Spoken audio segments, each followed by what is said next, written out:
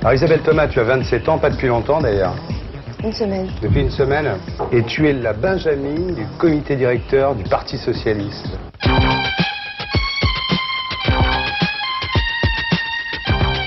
Tu as été extrêmement médiatisée pendant les événements étudiants de la fin 86. Et on t'a surnommé Isabelle la cathodique, ce qui est assez drôle. Et c'est pas pour rien, parce que tu es devenue star en quelques semaines. Là, il y a un moment où ça a mal tourné, c'est quand tu as fait cette photo dans Paris Match, où on t'a vu à Languille sur un piano avec une coupe de champagne. Tout de suite les grands mots. Un peu trop maquillée, un peu trop coiffée. Mal coiffée à mon goût. Ouais.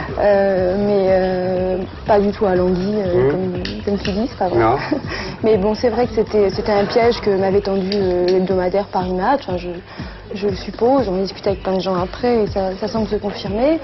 Et puis c'est vrai que je ne suis pas une pro, quoi. Il y a une phrase que tu as relevée dans la déclaration de principe du Parti Socialiste qui est de dire le Parti Socialiste est un parti révolutionnaire et il ne peut pas exister de démocratie réelle dans la société capitaliste. Est-ce qu'aujourd'hui tu souscris encore à cette déclaration de principe du Parti Socialiste? Moi je regarde, bon d'abord je ne l'ai pas relevé. C'est vrai qu'on a fait une contribution à l'occasion du congrès de Lille avec différents camarades où on a rappelé cette phrase. Avec Julien Drey. Avec Julien Drey, on a rappelé cette phrase de la déclaration de principe du parti. Mais oui, je crois que moi je regarde je regarde le monde simplement et puis je suis pas contente. Ça me satisfait pas, ça me met mal à l'aise. Il y a plein d'injustices, de drames, de choses qui. Est-ce que tu es marxiste? Oui, je souscris au marxisme comme une méthode, pas comme un dogme, pas comme quelque chose qui s'impose à nous comme une Bible, mais comme une méthode d'analyse, comme je pense qu'il y a... Tu as dit aussi, ça c'est toi qui l'as dit, c'est pas le Parti Socialiste, tu as dit le gaullisme c'est l'antidémocratie, je suis contre l'homme providentiel. Oui. Ça doit pas faire plaisir à Mitterrand quand même. Mais je crois que c'est un vrai débat, ça. C'est un vrai débat parce que il est vrai que François Mitterrand est apparu, notamment pendant la campagne présidentielle, un peu comme l'homme providentiel. Mais je crois qu'en dehors de ses qualités propres, il y a que les institutions de la Ve République font que le président de la République, qui est le seul homme élu à cette place, à cette position élue au suffrage universel, donc avec l'approbation de la majorité de tout l'électorat, se trouve porté... T'es contre l'homme présidentiel, sauf quand il s'agit de Mitterrand, en gros. Non, c'est pas ça. Je me suis même fait comprendre. Non, je dis que je suis contre l'homme providentiel par principe, je suis donc y compris, que ce soit les uns ou les autres, peu m'importe, mais je ne fais pas porter la responsabilité à François Mitterrand, parce que je pense que ce sont les institutions de la Ve République qui amènent à l'homme providentiel. D'accord. Alors il y a une autre affaire dont on a parlé ces derniers temps, c'est que tu devais être chargé d'une mission sur les jeunes et l'Europe. Tu avais des bureaux qui t'étaient réservés, qui étaient tout prêts, tu n'avais plus qu'à t'installer. Et puis tu as critiqué la gestion sociale du gouvernement Rocard. Et Michel Rocard a mis son veto au fait que tu diriges cette mission. Tu es à la baisse au point et dans l'Observateur, c'est pas très grave ça. Par contre... Non, bon, je sais pas, c'est exactement comme ça que ça s'est passé. Il est vrai que je devais avoir une mission sur les jeunes de l'Europe, c'est une vérité, et que je ne l'ai pas eue et que je n'en suis pas très contente. Alors tu as lu le livre de Thierry Pfister qui se fait beaucoup de soucis pour toi, qui pense que tu es manipulé, qui pense que tu es une jolie fleur carnivore au milieu des plantes parasites. Tu as lu tout ça? Il y a un manque de respect, c'est tout. C'est-à-dire qu'à partir du moment où on est une femme et on fait de la politique... Il a peur qu'on soit manipulé. Non, c'est pire que ça. C'est forcément qu'on est passé dans le lit d'un de ces messieurs. Ça ne peut pas en être autrement. Donc à partir de là, bon, j'ai rien à répondre. Tu le vois souvent, Mitterrand? De temps en temps. Qu'est-ce qu'il te dit quand tu le vois? Je sais pas, on discute politique, on discute de... Oh, c'est un individu qui sait parler de beaucoup de choses. Par exemple? De tout, de littérature, de spectacle, de sculpture, enfin... Dernière question, s'il passait sous un camion, ça serait qui ton candidat? Oh, quelle horreur. Il n'y a aucune chance. Non, il n'y a aucune chance. Je sais pas, j'ai pas réfléchi à la question. Mais de toute façon, je ne me pose pas les problèmes en termes d'individus. J'évite, en tout cas. Je sais bien que... Bon, c'est quel courant qui serait le courant que tu soutiendrais alors? C'est le courant... Oh, c'est une colle. Non, de toute façon, c'est sûr que ça serait pas le courant rocardien. Avocat d'affaires le jour et bonne affaire la nuit, voici Guillaume Faber, interview vérité. Alors Guillaume Faber, bonsoir. Bonsoir. C'est bien sûr pas ton vrai nom. Non, non, c'est pas mon vrai nom. Si on t'a demandé de porter un masque ce soir, c'est parce que d'abord tu publies un bouquin chez Régine Deforge qui s'appelle Autoportrait en érection. On va en parler. Et puis c'est ensuite parce que tu as peur que tes clients sachent que tu écris ce genre de bouquin.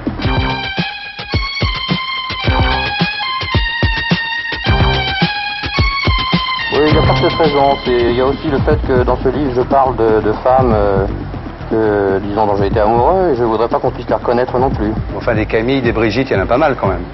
Oui, mais enfin, je donne certains détails qui pourraient permettre à leurs proches de les identifier. Donc ce serait, à mon avis, discourtois de... Ouais. Alors ce que tu dis pour commencer le bouquin, c'est que ce qui est important dans cette autobiographie, en fait, c'est que avant tout, c'est l'autobiographie de ta verge.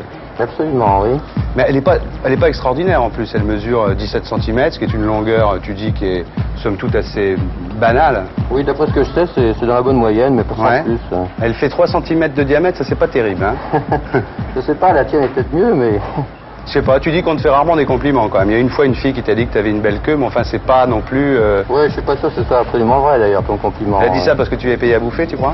Ah non, pas du tout, non. C'était parce qu'on avait passé un bon moment ensemble, et puis c'était peut-être la reconnaissance du ventre, comme on dit. Enfin, tu dis qu'elle est fonctionnelle, oui, qu'elle s'adapte à tout type de vagin, d'anus, de bouche, qui est pas mal finalement. Elle est assez passe-partout, quoi, c'est le cas de le dire. Oui. Ouais.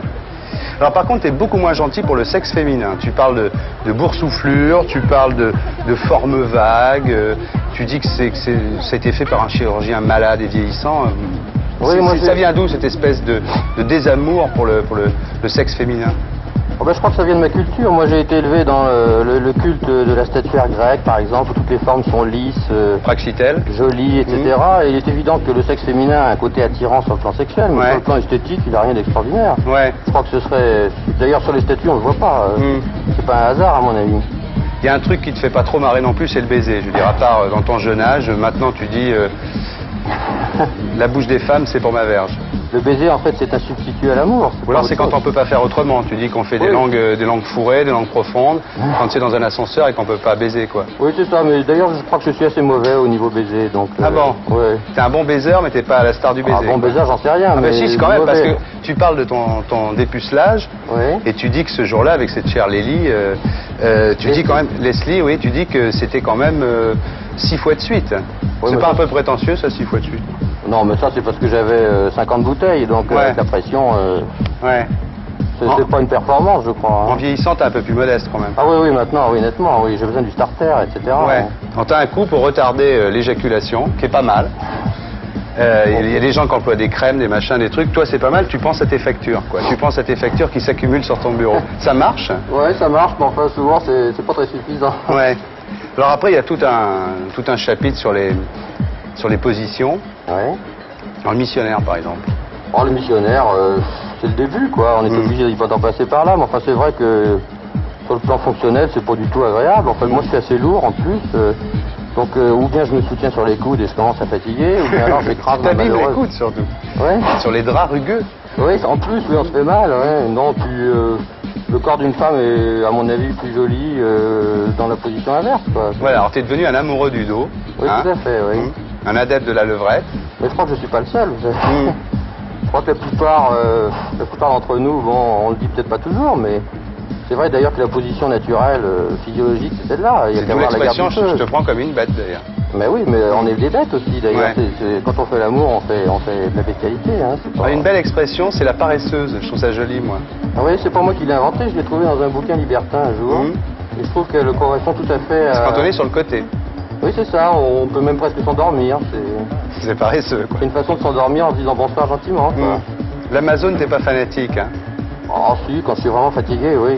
Il y a une condition que ce soit pas une femme trop forte. La masturbation, par contre, tu dis, c'est la panacée universelle, quoi. Explique-nous comment faire une bonne masturbation. Imagine que les gens nous regardent, sont dans leur lit. Ah ouais, je crois que chacun ils coupent la télé pendant 10 minutes, après l'émission. Comment ils s'y prennent? Mais je crois que chacun a sa manière de se masturber, disons que c'est ritualisé. La plupart des gens refusent de reconnaître qu'ils se masturbent, mais enfin, quand on en parle un peu avec eux, aussi bien les hommes que les femmes d'ailleurs, ils reconnaissent qu'ils le font, ils en ont un peu honte, alors pour avoir des détails c'est difficile. Bon, moi j'ai connu une jeune fille par exemple qui se masturbait dans sa douche avec le pommeau de la douche, en réglant la pression, etc. Bon, ça me semblait assez raffiné d'ailleurs. mais elle n'osait dire à personne, quoi. Donc chacun a sa technique, je crois. Là. Non, c'est pas comme la fellation. Ça la fellation, t'es un grand adepte parce que tu dis que finalement, la bouche de la femme, c'est le meilleur réceptacle pour la verge de l'homme. Non, mais je crois que tous les hommes sont comme moi, parce que l'expérience prouve que tous les hommes qui sont morts en faisant l'amour sont tous morts en se faisant faire une fellation. Ah bon? Les hommes célèbres, président de la République, là. Un certain cardinal dont on pense que, etc. Toujours parce qu'avec la fellation, on ne sait pas pourquoi, le cœur monte à 140, etc. Et alors, si on est un peu usé, ben on claque. C'est une bonne façon de claquer, d'ailleurs. Ouais, la sodomie. Oui. Alors la sodomie, tu dis que c'est comme Christophe Colomb quand il a découvert l'Amérique, toi tu l'as découvert par hasard, en fait. Un jour, tu t'es trompé, quoi. J'ai glissé, oui. C'est vrai, ça? Ah oui, oui, absolument. Mais d'ailleurs, ma partenaire s'en était aperçue en même temps que moi, un peu plus tard. Mais elle a rien dit? Oh non, non, pas du tout. Elle n'a pas eu le temps de dire quoi que ce soit. Parce que tu dis ça, tu dis qu'au début, les femmes sont réticentes, enfin, dans tes expériences, puis que finalement, elles sont toutes d'accord au bout d'un moment. Ah oui, à condition qu'on ne considère pas la sodomie comme une façon de châtier ou d'être sadique. C'est un acte d'amour, c'est pas... La plupart, quand on lit le bouquin libertin, la sodomie, c'est une façon de punir une femme, etc. Alors évidemment, ça peut à ce moment-là être une punition. Enfin, moi, j'ai jamais forcé personne à quoi que ce soit. Et la sodomie, c'est un plaisir partagé. T'aimes bien ça, toi? Ah oui, j'aime beaucoup, oui. Pourquoi? Parce que le rectum a une forme pas comme le vagin, il y a des choses plus... Ah ben, je l'explique, il y a un paragraphe qui explique... moi, je l'ai lu, oui, mais je voudrais que tu l'expliques aux gens qui l'ont lu. À mon avis, mécaniquement, c'est parce que la friction sur la verge est moins ample, puisqu'il y a juste la rampe.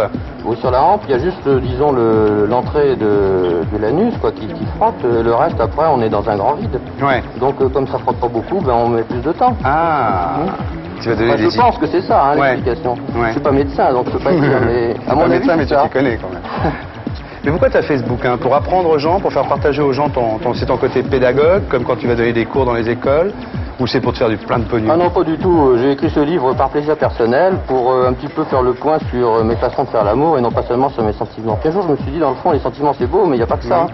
Et le reste, on n'en parle jamais. Donc, j'ai essayé de faire un petit point, un bilan, en quelque sorte. Ce bouquin, j'ai mis 3 ou 4 ans à l'écrire. Je ne l'ai pas écrit d'une seule traite. Oui, justement, tu l'as... Je l'ai écrit par petits paragraphes. Tu l'as écrit quand? Le soir en rentrant chez toi? Le soir en rentrant chez moi, dans la cuisine? Tiens, je vais faire un petit chapitre, ou un week-end, Mais quand il y avait un truc qui me venait à l'esprit. T'as pris du plaisir à l'écrire? Ah, beaucoup de plaisir, oui. Ça t'a fait bander d'écrire ce livre? Ah oui, certaines fois, oui, parce qu'il y a des souvenirs. Et des fois, tu étais obligé de t'arrêter pour être masturbé, alors? Ah oui, oui, parfois, oui.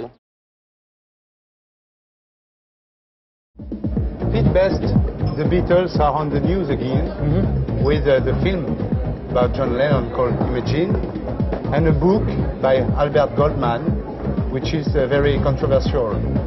You are famous in a way because you were the first drummer of the Beatles. That's right. And then you were sacked and replaced by Ringo Starr.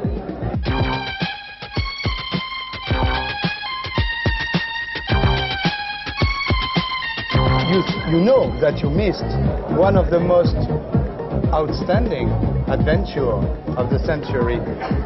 So you will tell us your story. How did you meet the Beatles? I met the Beatles in 1958, Jerry. They opened my mother's club, the Casbah. What were your relationship with them? I mean, who in the group was your best friend? Was it John or Paul or George? No, I think at that time it was John. I mean, John and I spent a lot of time together in Hamburg. And when we came back home to Liverpool, his house was my house. I was at his house. And after we'd played in gigs in and around Liverpool, it was always back to my place. And we played records and drink beer and get drunk. So we'd have a lot of fun. You tell in your book that John Lennon was peeing over nuns from a balcony when you were in Hamburg. Is it true? That's true, yeah. I mean, what you've got to remember is that when we were in Hamburg, we'd do anything for a laugh. Okay. And John was this type of guy who would, you know, if you dared him, he'd do it. And this particular morning, the nuns were on their way to church, and we dared him to pee over the nuns. It is true that he got up his trousers and he wear only underpants, and he put his ass just over the faces of the people in the club. Yeah, we did this at the Kaiser Keller. We got drunk one night, and again we all decided we were going to go on stage and act the goat. George went on with the toilet seat down his head. I was dressed up in funny clothes, but John went on in a swimming costume. And halfway through the number, he just dropped the swimming trunks, turned his backside to the audience, and we were about as close as what we are to one another now. So the people were dancing with John's bottom in front of them like that. You know, so. Is it true too that he did impersonating of Adolf Hitler and he said Sieg Heil, Sieg Heil when he was in the streets? Or? Yeah. It was a way of letting off tension. Plus the fact the German people at that time were expecting us to do outrageous things. Okay, and John was one of these guys. Okay, Sieg Heil with Hitler. He realised what Hitler was during the war. He thought it was funny, you know, and the German people thought it was funny as well. You met Albert Goldman when he was preparing his book? No, I've never met Albert Goldman in my life. Yeah. He says in his book that John Lennon, when you were in Hamburg together, he says that John Lennon murdered a sailor. Is it true? No, didn't murder a sailor. It's in my book, but what we did, we were short of money. We'd spent all our money on drink and women and everything else. And the sailor was there, and he'd been buying us drinks, and you know, he took us out for a meal. And John and I decided that we were going to roll him, you know, pinch his wallet and do a runner on it. But there was no way of murdering him. Albert Goldman says in his book too that John Lennon had a love affair with Brian Epstein, that John was homosexual and had a love affair with Brian Epstein. Is it true? I wouldn't know. I'll be quite honest about that. It may have been something which happened after I was with the band. A lot of people have turned around and said it did happen. A lot of people have turned around and said it didn't happen. I don't really know. How were you fired from the group? How did they replace you by Richard Starkey, aka Ringo Starr, who was playing in another group called Rory Storm and the Hurricanes? How were you sacked, fired? I was called into Brian Epstein's office. We played at the Cabin the night before. And I was called into the office the following morning. And this was no big trouble because I've been called into the office before, because prior to Brian being the manager, I'd been the manager. And it was just a case of discussing prices for the band. And I thought it was just going to be another business meeting. And when I got there, I could tell that Brian was a little bit apprehensive, he was nervous. And then after he talked around the subject for about 5 or 10 minutes, he just turned around, he said, Pete, he said, I've got bad news for you. The boys want you out and they want Ringo in. And it was cut and dried that Ringo was going to join the band on Saturday. Why? The reason he gave at that time, Jerry, was that I wasn't a good enough drummer. And they thought that Ringo Starr was a good drummer? They may have, I don't. And there's a lot of other people who think that he isn't. But what happened was we found out afterwards that the real truth behind it was that they were jealous. Simply because of your eyes? You had more success with girls? Well, yes, I did. It's one of those things. There's always someone in the band who strike it a little bit luckier than the others. And it just happened that I got more than what they did. So, but you met the Beatles afterwards, or you talked to them? I met them on 3 occasions. I played twice on the same bill as them, and once when they were actually recording for the BBC at the Cabin. The funny thing was, we didn't talk. We passed like ships in the night. And from that day to this, they've gone their way and I've gone mine, basically. What was your reaction during Beatlemania? It was great to realise that the truth which we felt, okay, because even when I was with the band, we realised that we were going to go someplace. And even though I wasn't part of it, it was nice to see that, okay, the realisation was there. And that people could see themselves that, yes, they were something different. That you were jealous, you were sad? Sad, yeah, because I was that close to being part of it. But it was a case of, okay, stand back, see them, appreciate them, and wish them the best of luck. But you tried, you didn't try to become a rock star by yourself afterwards? Oh, yeah. I mean, I joined another band called Lee Curtis and the All Stars. And then I formed my own band, the Pete Best 4, which later became the Pete Best Combo. And we went to America and toured the world. But it wasn't quite meant to be. We just didn't get the right breaks. Is it true that you tried to commit suicide? Yeah. Why? This was around about 1964. And it was in the dark of the night, and it was one of those things. I was depressed. The band wasn't moving as fast as what it should have been. And I didn't make any suicide notes or anything at all like that. It was just something, a split-second decision. And fortunately, my brother saved me. And I made a vow that from that day to this, that thing will never happen again. What was your reaction when you listened to the radio and when you learned the shooting of John Lennon? It upset me. A lot of people turned around and said, what difference would it make? This was the guy who was part of a band which kicked you out 20 odd years ago. But what the people failed to realise, Jerry, was that I was close to John. I knew the guy for 4 years personally before the split up, and I have very, very fond memories of him. You listen to Beatles records? Oh yeah, you've got to, haven't you? I mean, you hear them on the record, you know, the radio, they're on the television. I mean, no matter where you go the world over, you always hear Beatles records played. So you always listen to them. You think you missed your life? No, it's nice to be looked back and turn around and say, yeah, I was part of it. Yeah. And it's something which they can never take away from. And if it was to be done again, would you fight much more to stay in the group? Oh yes, yeah. I think I had no say in the matter, the way it was done in 1962.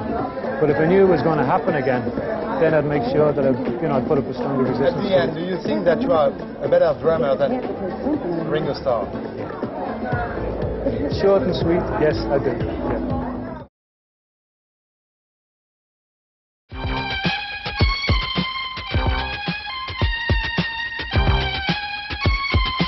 Ouais, elle l'a pas su tout de suite parce qu'elle est en Bretagne. Donc, ouais. Vous ne savez pas Carbone 14? Non, pas vraiment. Ouais.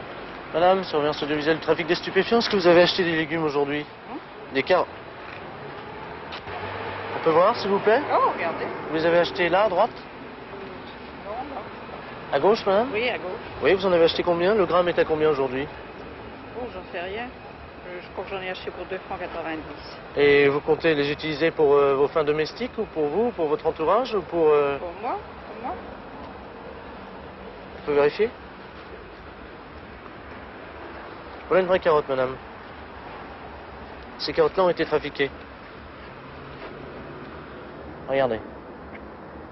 Ces carottes-là elles ont été trafiquées par la secte Poon, qui a introduit dans les champs de carottes un produit hallucinogène qu'on appelle le LSD. Vous avez entendu parler du LSD? Oui. Bon, ce qui vise donc à intoxiquer et à droguer les populations collectives, les collectivités. Oui. Bon, vous, par exemple, vous mangez seul ce midi? Oui. Vous comptez les faire râper? La râpe. Passez le tarin dans le sac de madame. Ouvrez le sac, madame.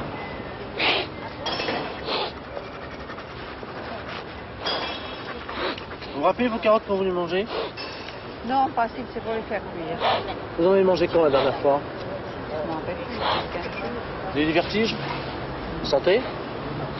Alcaloïdes, n'est-ce pas? Hallucinogène, vous sentez ça? Il y a 15 jours, est-ce que vous avez été soumise à des hallucinations? Vous avez fait des rêves, des cauchemars, des angoisses? Vous êtes certaine? Non, non. On a un petit problème, madame, avec vous, hein. C'est qu'on vous repère depuis tout à l'heure, votre comportement ressemble fort à celui d'un dealer. Oh, bah dites donc, hein. Est-ce que vous revendez par hasard ça à des gens de votre immeuble? Oh, dites donc, hein, c'est pour moi, hein. Moi, je ne revends pas de marchandises. Alors, on peut vérifier que depuis 15 jours, vous n'avez eu aucune altération dans votre comportement, madame? Vous savez, hein. Hallucination? Je me demande ce que j'ai fait, hein. Bah, écoutez, madame, on a un petit Mais problème. qui est-ce qui vous envoie comme ça? Mais, madame, c'est le ministère de la Santé, nous surveillons un peu tous ces trafics. Ben, vous voyez, une marchande de carottes. Combien est le gramme aujourd'hui, madame? J'ai dû en demander, je crois, une livre de carottes. 500 grammes. Oui. Et vous allez nous faire croire que ça, c'est pour une seule et même personne. Mais alors non, que c'est de la drogue. Mais non, mais je vous dis, on est deux. Ah, vous êtes deux, donc oui. vous avez intoxiqué qui? C'est votre mari? Ben non. Non, madame, non, mais attendez, je vous demande Je suis pour une personne, je suis avec une personne. Non, mais madame, vous faites pas des carottes râpées pour tout l'immeuble. Non, c'est pour faire cuire des carottes. Non, vous êtes ce qu'on appelle une fourmi, un petit dealer, vous n'êtes pas un grand dealer. Attention, tout nous intéresse, vous les avez achetés où? À gauche, là? Oui, il me semble, là, à gauche. Bon, vous le connaissez bien, cet épicier-là? Vous le connaissez, vous aussi, madame, l'épicier à côté, là? Non. Parce que nous aussi, les gros dealers, madame, on compte sur la collaboration des populations civiles. Si vous avez acheté des carottes qui sont de la drogue, il faut nous aider. Arrêtez la caméra. Non, madame, surveillance audiovisuelle, il nous faut les preuves. On n'en sait rien. Mais pourquoi que... Madame vend de la drogue. Pour la les carottes drogue. ont été trafiquées, oui, Mais c'est du LSD. venez vers la marchande du Ah, carotte. mais il va être drogue. intercepté dans un quart d'heure, madame, vous allez nous aider, vous allez collaborer avec vous. Enfin, vous savez. Ah, hein. vous les avez achetés là, vous le savez. Oui, pour Et là, des vous allez carottes. nous aider à le dénoncer, il faut le coincer, madame. Mais c'est pas possible. Et si, madame, c'est possible. Alors, quand tu es arrivé à Europe 1, t'as pris la tranche de Coluche, que tu avais quand même un peu assassiné chez Paula, quand même. Quand tu avais dit Coluche, tu nous fais plus rire, c'était un peu dur quand même, non? Ouais, mais je l'aimais. Ouais. Je l'aimais vraiment. Je crois que c'est à cause de toi qu'il s'est remis au travail, qu'il a fait Ciao Pantin et Non. les Restos du Cœur? Non, sûrement pas, non. Mais ce que je sentais en lui, c'était une détresse vraiment forte. Et c'est pour ça que J'ai pensé qu'il n'était pas simplement là, ce soir-là, à droit de réponse, pour faire son numéro. Mais j'ai voulu lui dire qu'il y avait des gens qui l'aimaient pour ce qu'il ne montrait pas là à ce moment-là, mais ce qu'on sentait en lui. Et effectivement, il est allé beaucoup plus loin par la suite, mais j'étais pas le seul, certainement pas le seul à le penser. Alors, tu sais, j'en ai pas dormi pendant 9 mois après. Ouais. Quand même, hein. Ah bon? Alors après, tu es allé sur Canal+, et tu as fait l'inverse du duo Le Gras roulant. Tu as fait la caméra visible, c'est-à-dire qu'on voyait la caméra et chaque fois, tu avais une excuse pour dire aux gens pourquoi il y avait cette caméra qui était là. Et tu t'es aperçu que les gens, finalement, ils étaient, comme tu dis, cassés depuis l'enfance. C'est-à-dire que dès qu'ils voyaient une caméra, ils étaient terrorisés, ils faisaient tout ce qu'on leur disait. Ils balançaient leurs copains, ils balançaient leurs voisins. Ouais.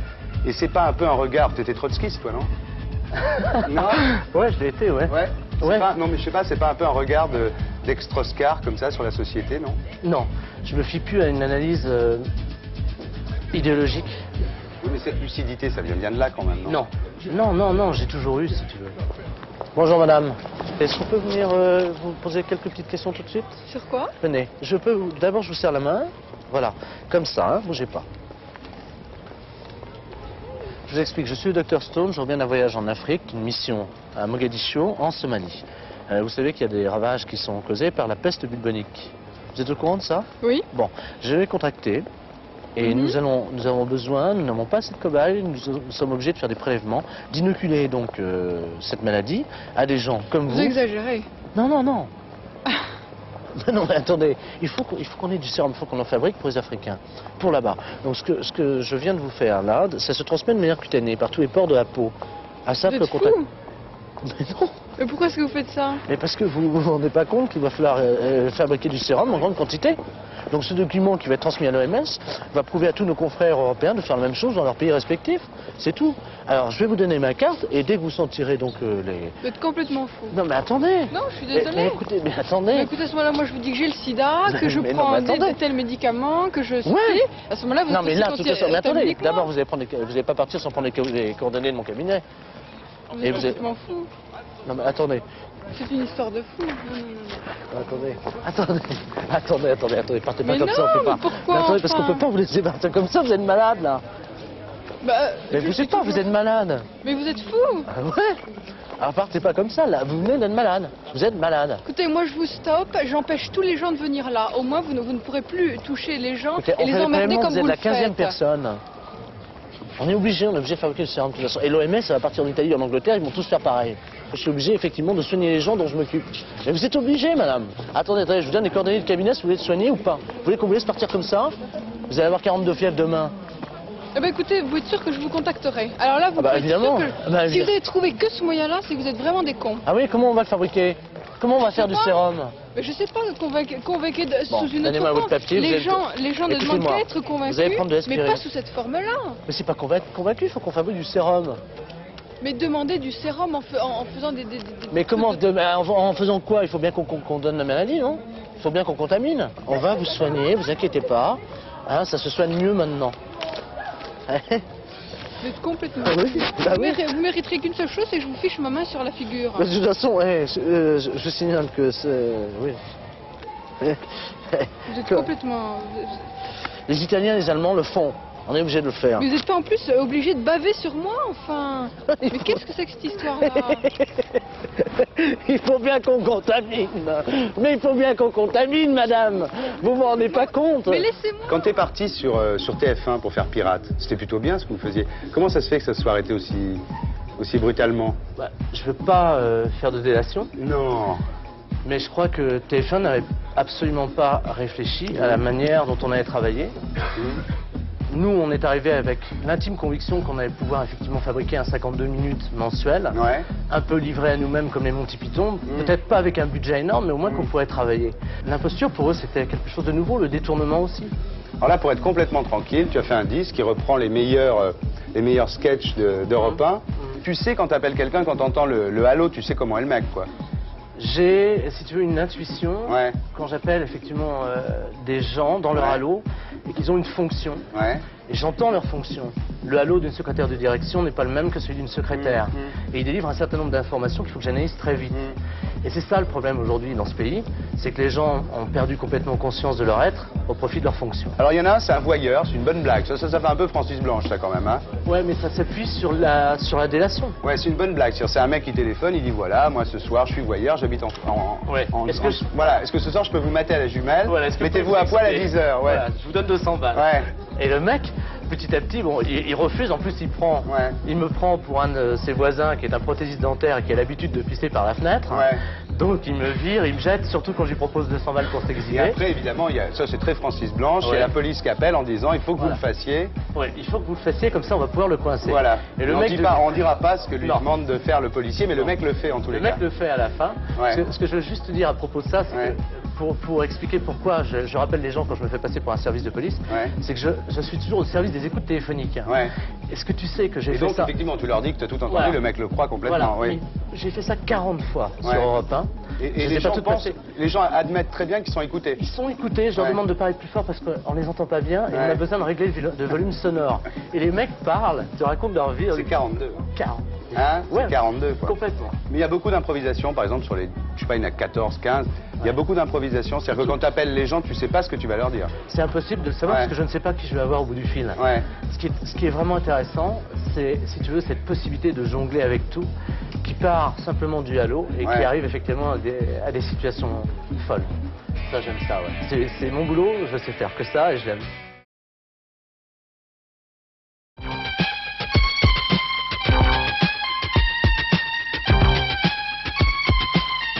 Alors tu fais un disque qui s'appelle Novice. Ouais.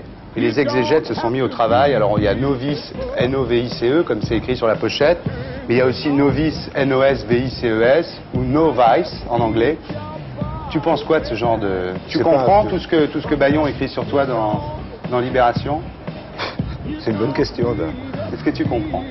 Moi je cherche pas à comprendre trop. Parce qu'il écrit toujours des pleines pages sur toi, mais c'est toujours un peu compliqué quand même. Bah, il raconte une aventure, il délire et c'est une façon de parler de quelque chose.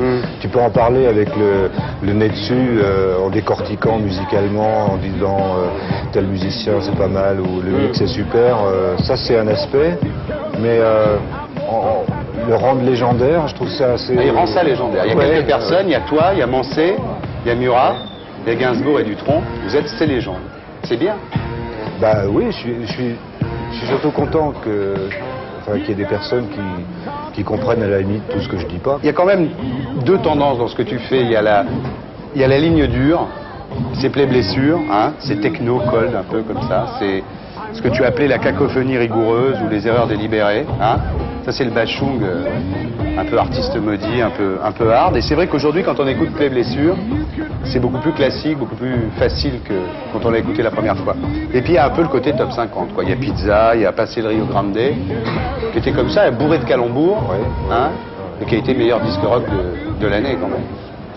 Mais entre ces deux lignes comme ça, entre la ligne dure et la ligne Pizza, disons, tu te sens où là? Bah tu connaissais le disque avant Pizza, il y avait Roulette Russe, et c'était pas vraiment une forme de torboyau à part quand même, c'était un peu ténébreux quand même. Mais je crois que ça m'a aidé à prendre du recul sur moi, enfin tu vois, tous ces mecs qui gambergent trop comme ça, que j'en fais partie un peu, je me pose trop de questions et puis finalement c'est bien aussi, tu vois. Mais ça me permet de sourire de temps en temps, quoi. Bon. C'est cher un disque comme ça à produire? Normalement, ça doit pas être cher. Je trouve que le dernier a coûté trop cher à mon avis. Coûté combien la Novice? Je sais pas, peut-être 80, 75 briques. Ah ouais? Ouais, un truc comme ça. Mais et je trouve ça scandaleux. Non, il faut en vendre combien pour rembourser? Je sais pas, peut-être 80 000, 100 000, un truc comme ça, ouais. C'est envisageable ça? Ah oui, bah je vends correctement des albums, donc ça va, ouais. Si ça te fait pas chier de compter, t'étais comptable quand t'étais petit, non? Ouais. J'ai failli être comptable. C'était comment alors, bachon comptable? Bah c'était un mec qui était sur des rails pas faits pour lui, tu vois, et j'ai fait un stage chez Péchinet une fois pour... il fallait faire un dossier pour passer l'examen et tout. Enfin, je me suis rendu compte à quel point c'était pas fait pour moi. Donc, bon. Et j'ai eu un refus du chiffre total et Et j'aurais peut-être pas dû avoir un refus systématique du chiffre, enfin, je serais peut-être plus riche aujourd'hui. Tu voulais pas prendre le métier de ton père? Boulanger, non, j'ai taquiné un peu quand j'étais petit parce que j'aidais un peu à... Je livrais des gâteaux pour les mariages, des immenses gâteaux qui étaient 3 fois plus grands que moi. Alors j'avais des pourboires. Et puis parfois... T'as pas voulu rester dans la farine, quoi? Non, le pétrin, tu sais. Le pétrin, tu t'en es sorti. Ouais. Et pourquoi t'es en Alsace? Bah, mes parents avaient pas mal de difficultés à vivre à Paris, ils avaient une petite pièce, et puis bon, je suis parti chez la grand-mère de service, quoi, tu vois. C'était sympa, c'était un petit village, bon. C'est pas facile d'être de nulle part, d'être le bébé Von Damazar. Ouais, ça crée des troubles familiaux un peu, bon. Ouais.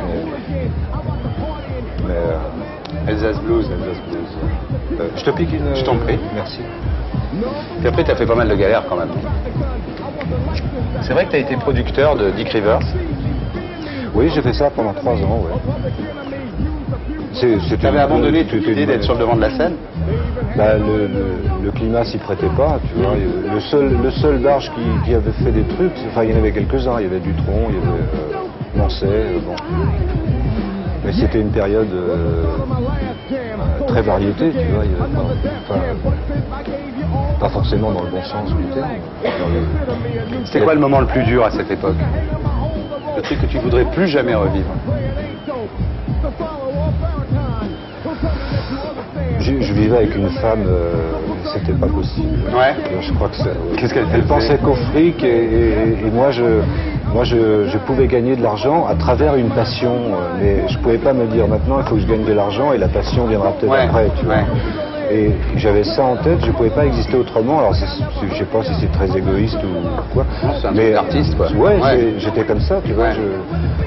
J'essayais de faire plein de jobs et rien ne décollait ou rien ne réussissait, tu vois. Alors je trafiquais un peu à gauche à droite, je faisais une comédie musicale,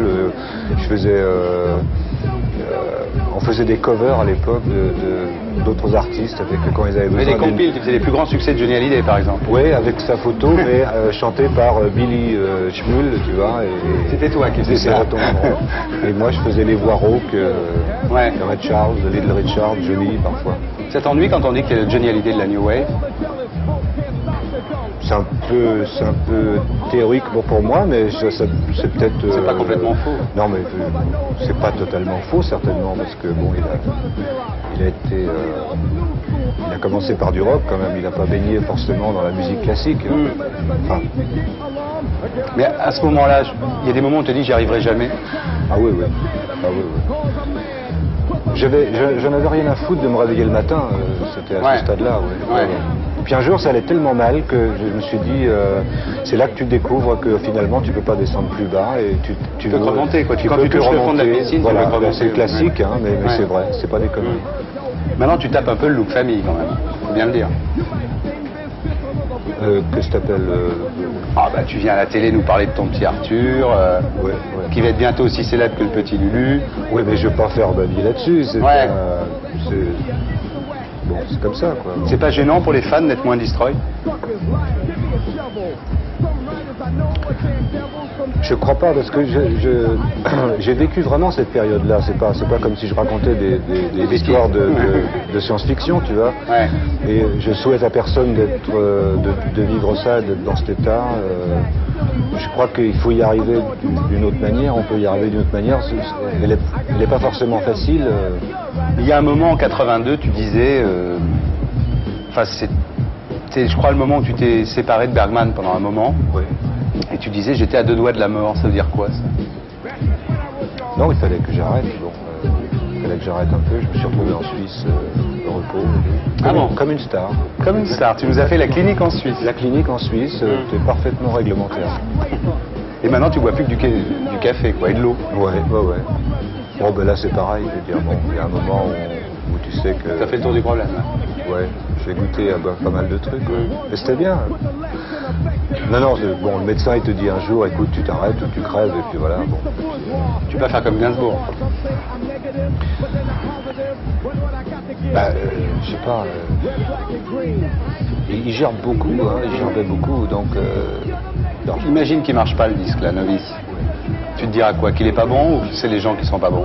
Ce qui est important, c'est que je sois d'accord avec cet album. C'est blindé. Je suis d'accord avec... Non, je suis pas totalement blindé. Mais ce qui me paraît le plus important, c'est d'être d'abord d'accord avec cet album et ensuite, on verra.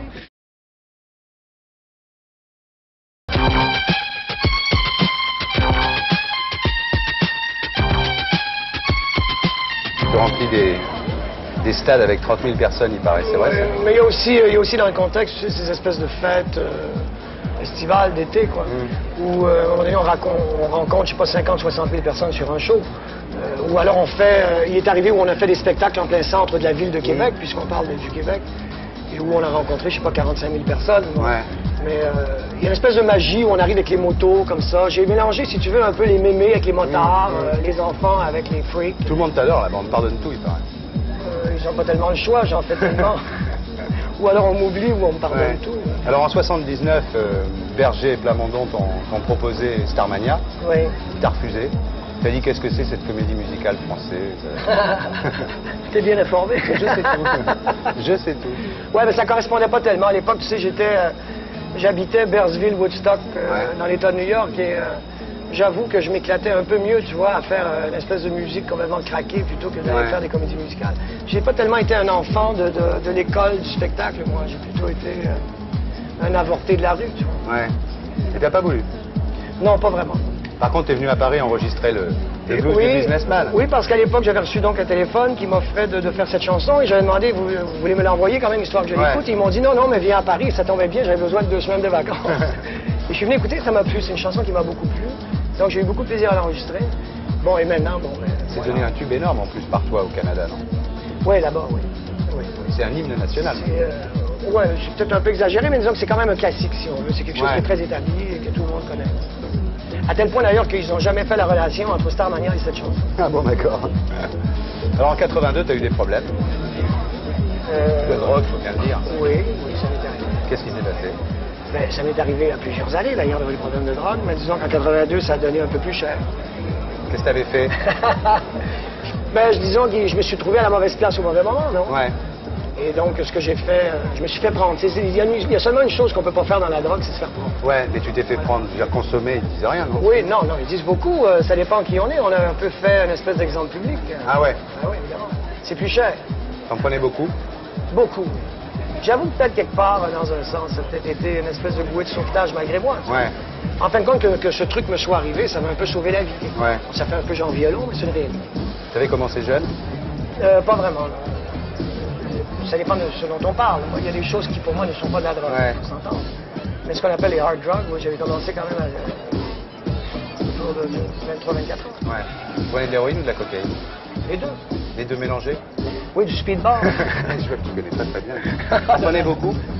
Beaucoup. Et finalement, je pense que rendu à cette quantité-là, c'est plus très drôle. Hein. C'est vraiment l'enfer. Alors, évidemment, ça a été comme une espèce de renouveau merveilleux. Le peu de tôle que j'ai fait, si on considère que 2 ans, c'est pas beaucoup.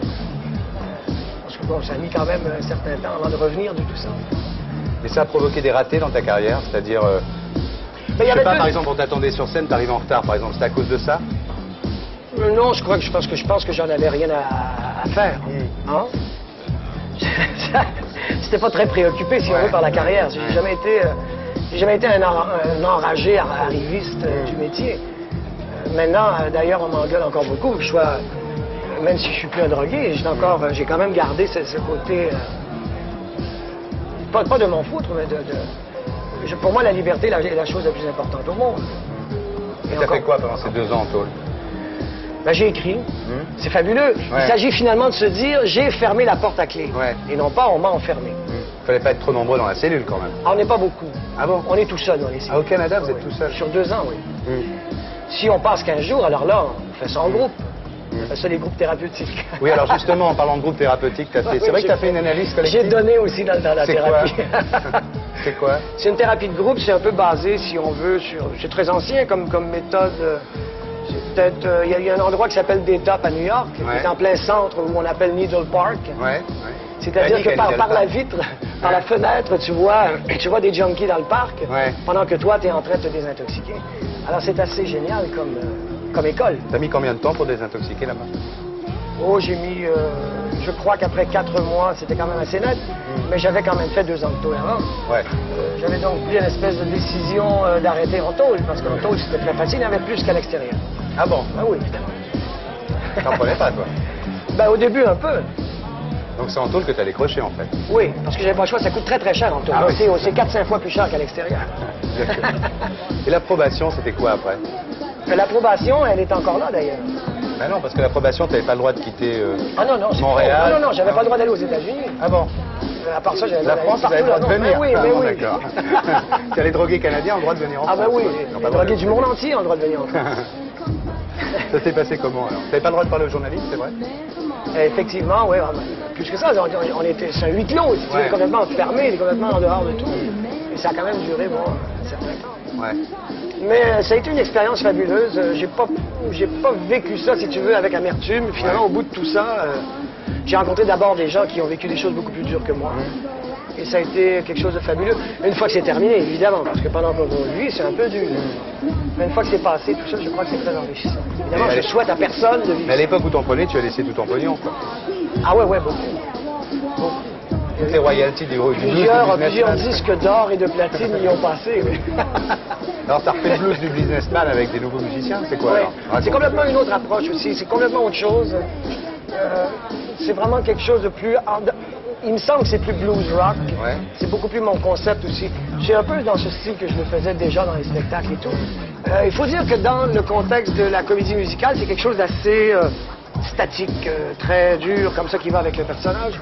Et je pense que le disque va donner beaucoup plus un côté émotion. C'est plus heavy, quoi. Plus heavy. Ouais. Beaucoup plus. Avec des grattes et tout. Ouais. Et des envolées aussi. Et des envolées. Qu'est-ce qui a fait ça? Il y a Jean-François et aussi le guitariste de Richard, qui était le guitariste de Tachoum, qui a fait des arts. Ouais. Oui. J'ai du monde qui sont très ouverts. Tu vis comment à Paris alors?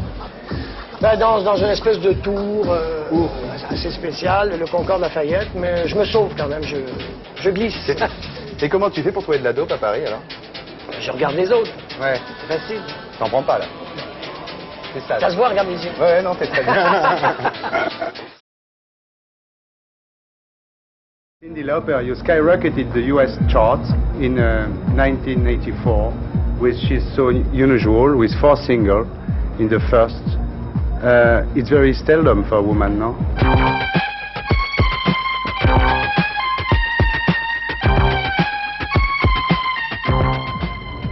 Well, women are doing pretty good right now. They're doing very well in pop music. And besides, you got to look at it this way. There's more and more of us. We're doing better.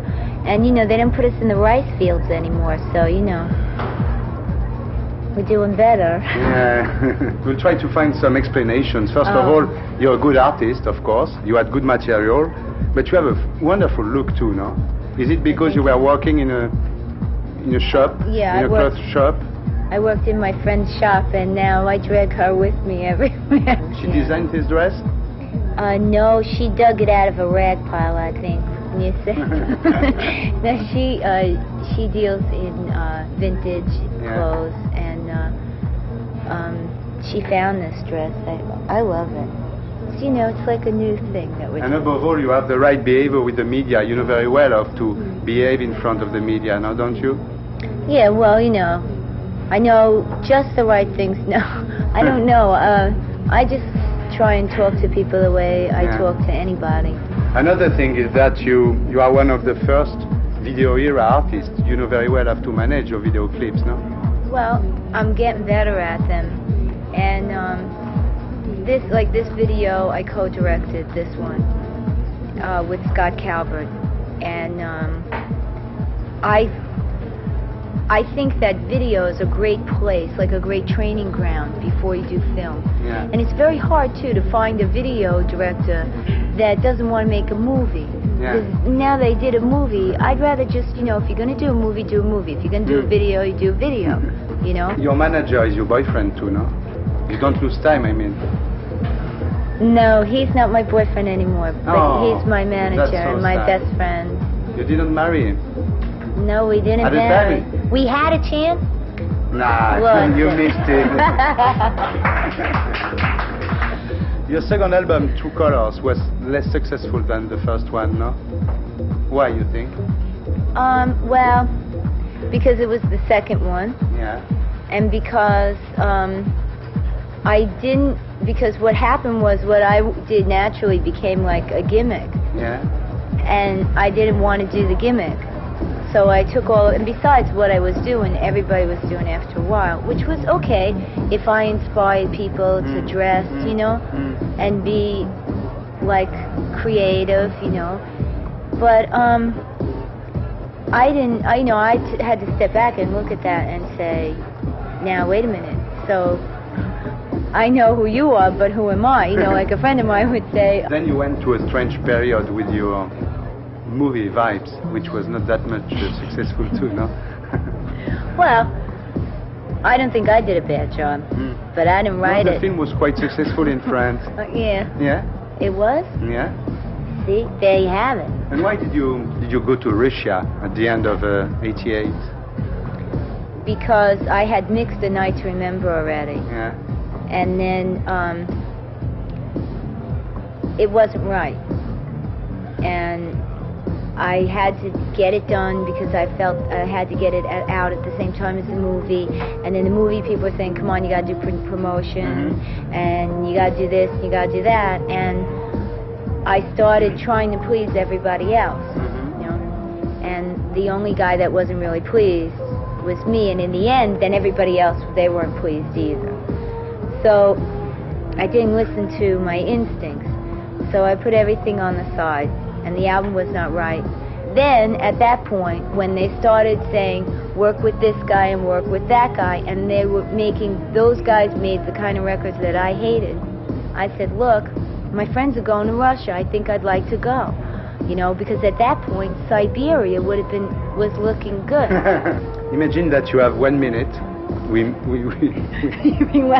meet in a club like this, and you want to tell me about your last album, the third one, A Night to Remember. What would you say to me?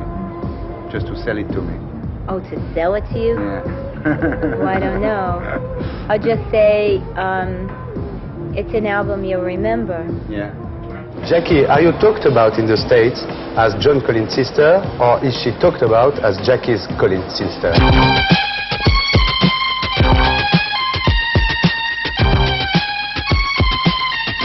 Never mentioned in America. Yeah. But in Europe, it's a little more so, because in Europe she's been a big star for so many years. Yeah.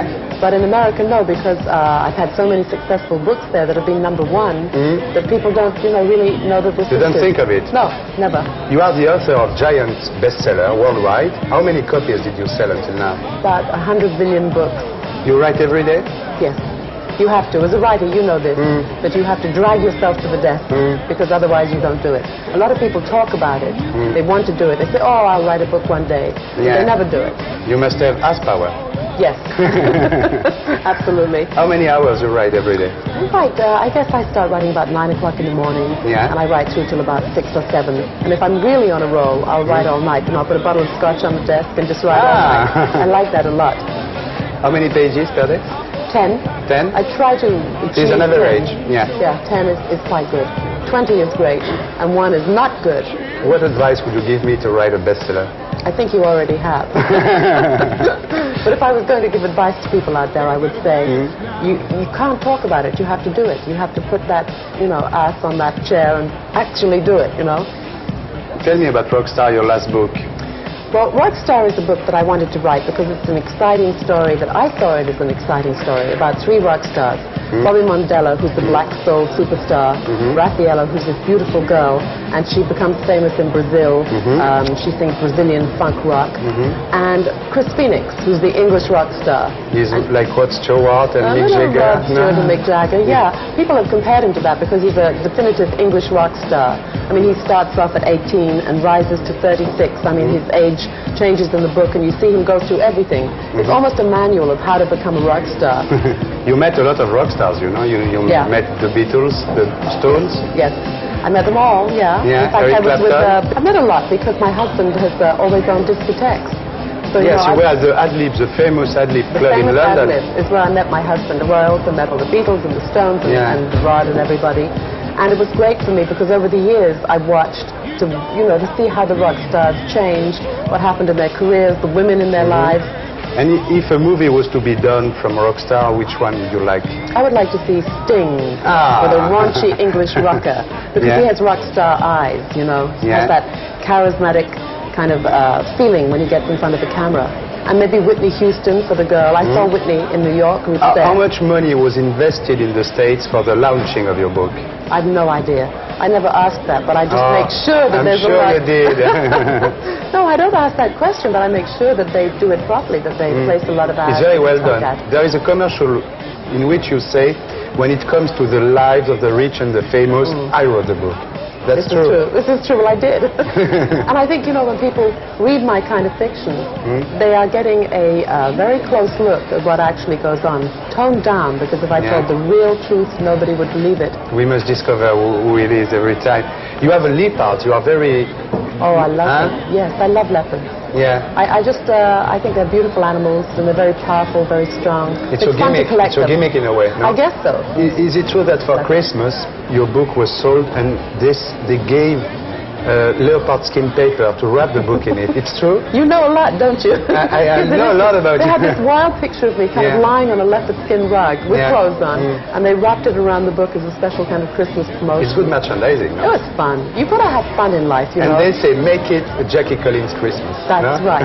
Wouldn't you have preferred to be involved in literature, I mean, instead of commercial book business? But you see, I'm a storyteller. Yeah. I have never pretended to be a great literary writer. I don't want to be a literary writer, and I probably couldn't be a literary writer. But I love to tell stories. I dropped out of school when I was 15, and I knew that what I wanted to do was write.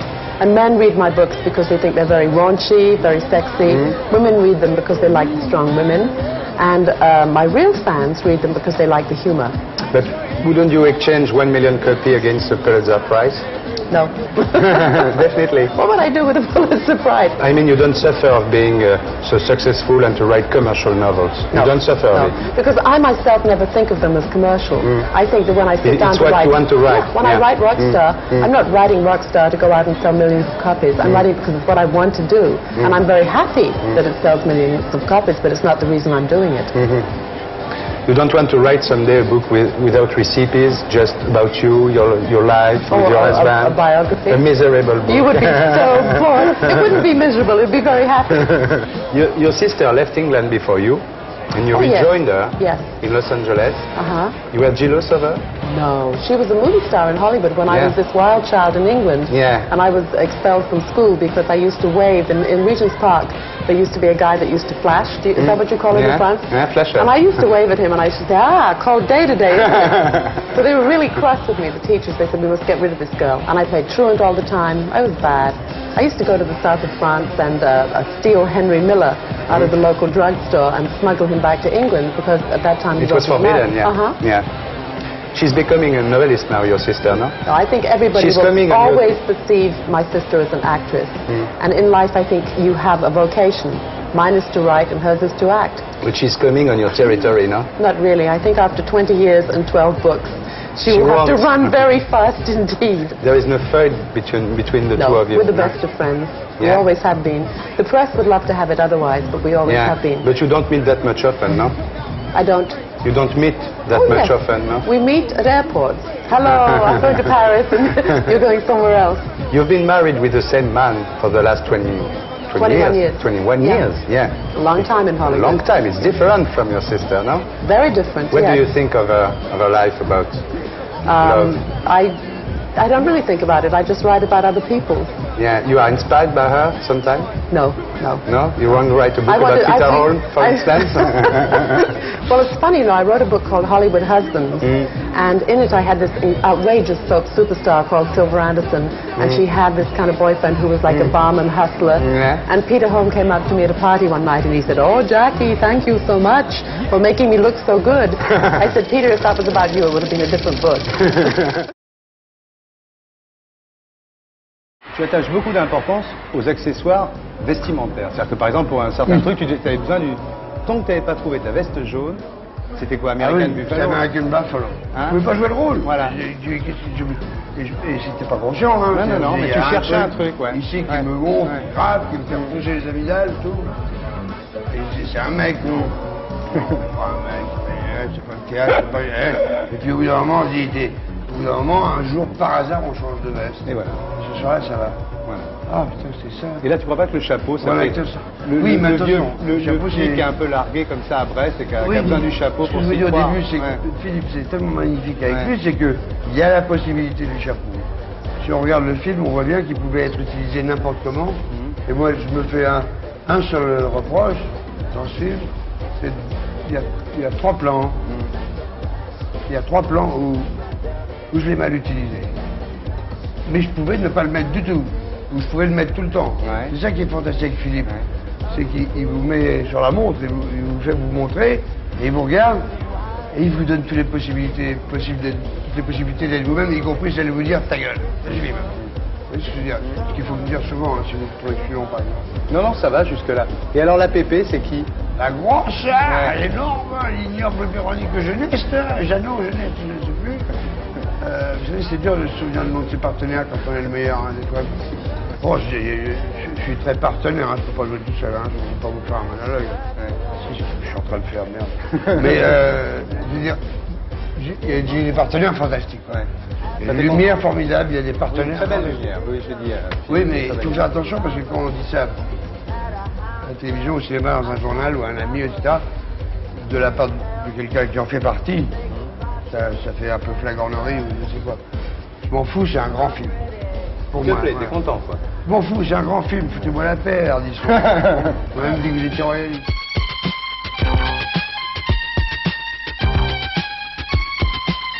Tu es là pour ton nouveau disque qui s'appelle Bleu, Blanc, Vert. C'est exact. Parce que comme tu l'as si bien dit, pour le bicentenaire, on aurait pu en profiter pour changer la couleur du drapeau. Ouais, bah oui, parce qu'un sang impur, qu'un sang impur abreuve nos sillons, on dirait que c'est une phrase iranienne. Ouais. Mais quand même, il y a quelque chose, c'est normal qu'on fête, c'est les droits de l'homme. Ouais. Ça, c'était marrant. Ouais. Mais sinon, le rouge du drapeau, je l'aime pas. En plus, s'il est censé représenter la fraternité, autant prendre le vert. Le bleu, tu sais pourquoi, ce que ça signifie dans le drapeau français? Je sais pas, c'est je suis sûr que tu vas me coller parce que tu as... Enfin, moi, pour moi, le bleu, blanc, vert, c'est les couleurs de la terre. Hein, donc je vais pas te faire un historique, mais je suis sûr, te connaissant, que ça a rapport avec le roi, le bleu. Non, c'est le blanc, le roi. Bon. Le bleu, c'est Paris. Ouais, c'est ça. Alors le vert, c'est pour l'écologie. Si tu veux. Donc on peut pas dire que tu es franchement à rebrousse-poil de l'air du temps quand même, quoi. Non, pas du tout. Mais ce qui va se passer, c'est que moi je parle au niveau individuel, je suis pas comme les écologistes qui parlent au gouvernement, enfin, ce qui est très bien aussi certainement. Mais je pense que ce mouvement est là pour durer. Parce que s'il dure pas, on est mal. Donc, mais l'album, c'est pas ça uniquement. Non, si on en retient que ça, c'est déjà pas mal, mais c'est vraiment une. Mais tu as décidé de faire des choses concrètes pour l'écologie, par exemple? Non, pas du tout, mais c'est les couleurs de la terre me plaisaient bien pour l'album. J'ai eu beaucoup d'albums aux couleurs de la ville, et là, cette fois-ci, je change un peu d'optique, bien que j'ai toujours eu ce côté campeur. Tu deviens hippie un peu quand même. Ouais. Hein? Ouais, je peux le dire. Un hippie des temps modernes. Back to Baba. Non, c'est pas back, c'est avançons vers ça. Ouais. Avançons vers ça, recouvrons la vie d'un côté un peu plus calme, un peu plus tribu. Et puis de toute façon, il va bien falloir meubler ce temps. Quand on va arrêter un peu de consommer, on va freiner. Hein, si on veut protéger tout ça, on va être obligé de freiner. Croissance zéro et tout? Non, pas croissance zéro, croissance 3-4. Ah ben ça, c'est ce qu'on a. Non. Oh. Ah bon? Non. Il faudrait... ma solution, c'est aucune retenue dans le nécessaire et puis supprimer le superflu. Et le sucre. Sauf ton émission, sauf ton émission, et le bien sucre. sûr. Bon, alors tu sors. Qui n'est pas il sonne pas quand même. Ouais. Alors tu sors ton disque sous le nom de Jean-Louis Aubert. C'est-à-dire que maintenant Enco de l'air. Donc il y a eu d'abord téléphone de l'air, maintenant Enco de l'air. Bientôt ça sera Aubert. On est vague. C'est Aubert. C'est Aubert. C'est Aubert. Mais ça c'est une décision du Enco aussi. On a trouvé que c'était pas spécialement valorisant pour le Enco de se faire appeler Enco. Ouais. Et que tant qu'à faire. Il a rien dit là, Co? Non, Coco il a même proposé. Et les autres aussi, donc en fait c'est la même base que Plâtre et Ciment, donc le groupe n'a pas changé. Donc on a dit, puisqu'on change... T'as mis ton nom dessus. Puisqu'on change pas de groupe, autant changer de nom. Ouais. Tu as utilisé le studio comme un instrument, c'est ce que tu as dit, c'est-à-dire que tu as produit toi-même, avec un ingé son qui t'a été recommandé par l'Erita, qui avait fait l'album d'Erita, c'est ça? Qui a mixé une partie. Il y a plein de gens d'ailleurs, il n'y a pas l'Erita sur ce disque. Non. Enfin c'est vrai que tu vas faire un groupe avec eux. Ah non. Ouais. Il paraît que vous allez faire les Traveling Wilburys français. Ce qui s'est passé récemment, c'est qu'on s'est vu des nuits entières et qu'on a joué ensemble avec Axel.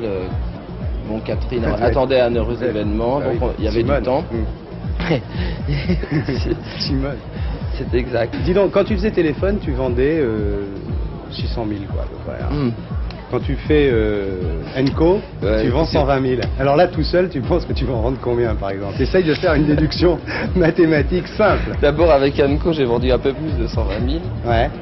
Mais je pense que je vais m'installer, que je suis là pour rester. Ouais. J'en ai bien attention, parce que ça me plaît beaucoup. Avec le de faire de pognon la que ça leur a musique. coûté à Virgin, maintenant il faut qu'ils te rentabilisent, parce que tu étais parti pour faire un simple Ça album. n'a pas coûté très cher. Ah bon? Non. Tu leur as... Ça n'a pas coûté le prix d'un double album du tout. La preuve, c'est que je peux imposer que ça soit le prix d'un simple album. C'est moins de 100 Vous francs, verrez c'est ça? dans les magasins, c'est le prix d'un simple album. C'est pas un double album. D'ailleurs, j'ai rempli le compact disque à rabord.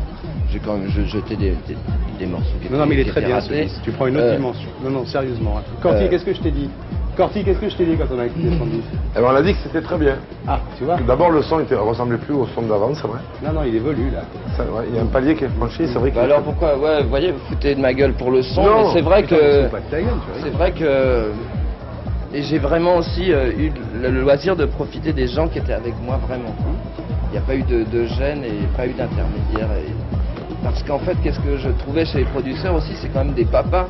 C'est-à-dire c'était beaucoup Des mecs que tu pouvais passer tes nerfs dessus, par exemple. Exactement, ou leur répéter 100 000 fois par jour, t'es sûr que c'est bien. Et alors que, donc je me suis dit, ça va être mon gros problème. Ouais. Mais une fois que j'ai bien vu qu'il n'y avait personne, je me suis... Tu t'es responsabilisé. Exactement. Maintenant, t'es père de famille. Et je me suis découvert des qualités que je ne me connaissais pas. Alors, t'as dit le travail, en fait, dans mon boulot, le vrai travail, c'est surtout la promo parce que ça pompe mon âme. Oui. T'es pas bien là? Là, ça va. Ah.